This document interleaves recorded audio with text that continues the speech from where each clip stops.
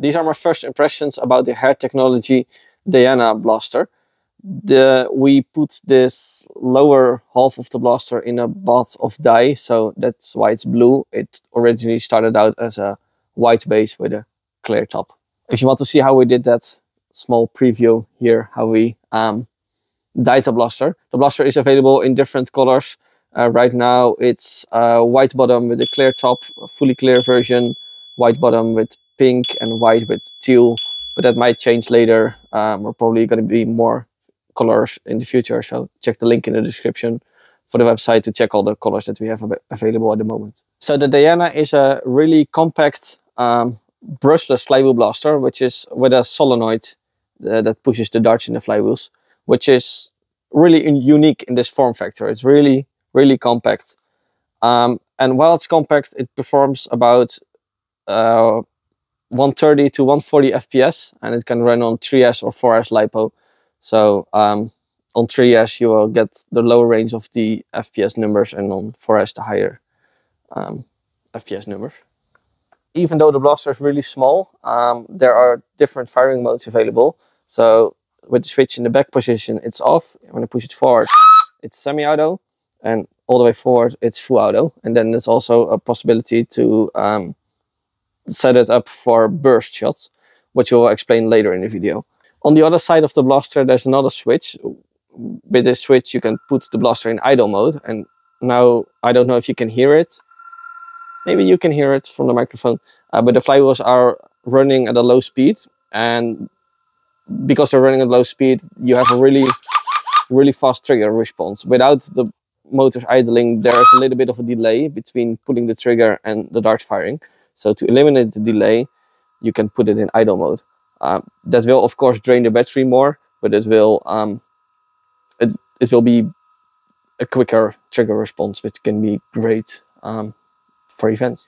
The blaster comes with this magazine, which is a proprietary magazine, so there are separate magazines available if you want to go that route.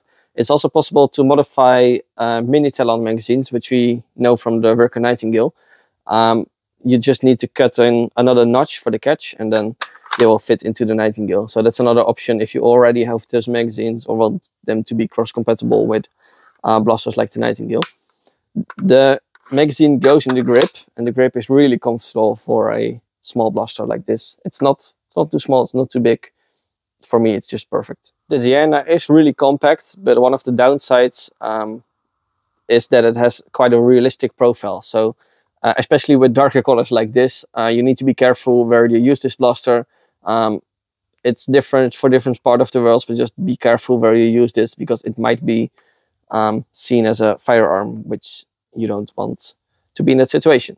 When you put in the battery, the front side lights up, which you hopefully can see on video right now. When the battery drops below a safe voltage, the light starts flashing. There's no cutoff switch or anything like that, so you need to keep an eye on that. But that is basically a built-in voltage alarm without any sound, just a flashing light. So keep an eye on that, but it's nice that it's a built-in feature. As I mentioned earlier, the blaster can also be set up for in burst mode.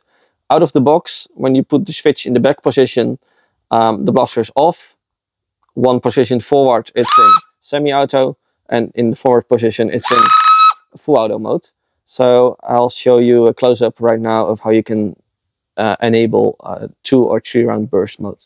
So for example, if we want to enable 3 round burst, we put the switch in the forward position for 3 round burst. Then you pull the trigger and connect the battery while you pull the trigger, which is a little bit tricky, but and then you wait for the startup beeps, as you heard, or not, maybe maybe you didn't hear it, and now it is in 3 round burst. So now with the switch in the back position, it's safe.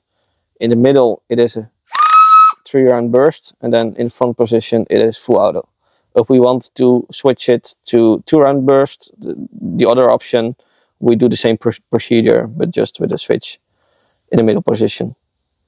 So now I want to put it back into semi and full auto option. I've removed the battery, put the switch in the back position, pull the trigger, connect the battery,